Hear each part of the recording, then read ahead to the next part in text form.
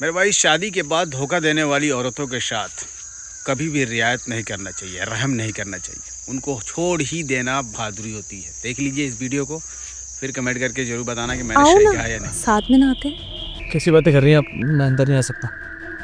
ये कैसी बातें कर रहे हो? डर तो ऐसा रहे हो जैसे मेरा पति तुम्हारे सामने खड़ा हो। मुझे अच्छे से पता है मेरा पति तो ऑफिस में काम कर रहा होगा बेचारा। कैसी बातें कर रहे हो? मेरा टाइम पास मत करो प्लीज, अंदर आओ।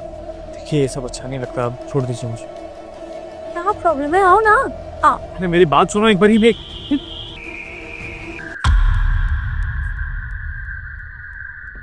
अरे आज तो आप बहुत जल्दी आ गए। क्यों? तुम्हारा पति अपने घर में जल्दी नहीं आ सकता क्या? आप ये कैसी बातें कर रहे हैं? बिल्कुल आ सकते हैं। आप बैठिए, मैं कुछ खाने के लिए बना देती हूँ। नहीं नहीं, खाना बनाने की क्या जरूरत है? तुम्हें तो खाना बनाने का टाइम ही नहीं देता होगा ना तुम्हारा ये देवर, जिसके साथ तुम रोमांस करने में लगी रहती हो। ये क्या बकवास कर रहे हैं आप? पागल हो गए हैं क्या? बकवास मैं कर रहा हूँ, बकवास तुम कर रही हो।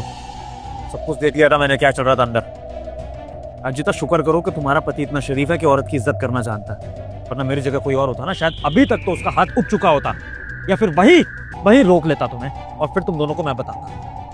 लेकिन ये मेरी शराफत थी कि मैं देखना चाहता था कि तुम अपनी गलती मानती हो या नहीं, और किस हद तक तुम गिर सकती हो।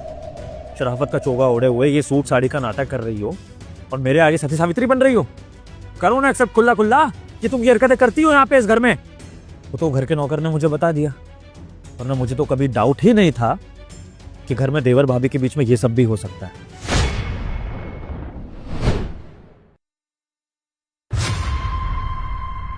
ये तो मालकिन है और इनके साथ कौन है?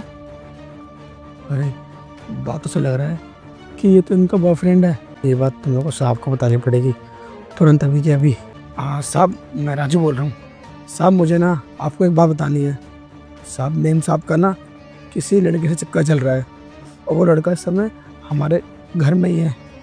हाँ साहब, आप जल्दी आ जाइए। देखो, आई एम सॉरी, प्लीज मुझे माफ कर दो, मुझसे बहुत बड़ी गलती हो गई। आज के बाद कभी ऐसा नहीं होगा, आई प्रॉमिस यू प्लीज। बात तो तुमने बिल्कुल सही कही है अर्जिता, गलती तुमसे बहुत बड़ी हो गई है, और इतनी बड़ी गलती हो गई है ना कि ना तो तुम्हें तुम्हारा ये देवर मिलेगा और ना ही तुम्हारा पति मिलेगा। पता है क्यों? क्योंकि तुमने जो उससे नाजायज संबंध बना लिया। तुम्हें क्या लगता है अब ये सब सामने आने के बाद ये तुम्हारा हाथ थाम लेगा?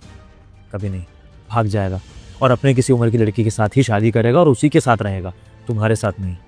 और ये सब देखने के बाद तुम्हारा पति कितना ही शरीफ क्यों ना हो, तुम्हारे साथ तो कभी नहीं रहेगा।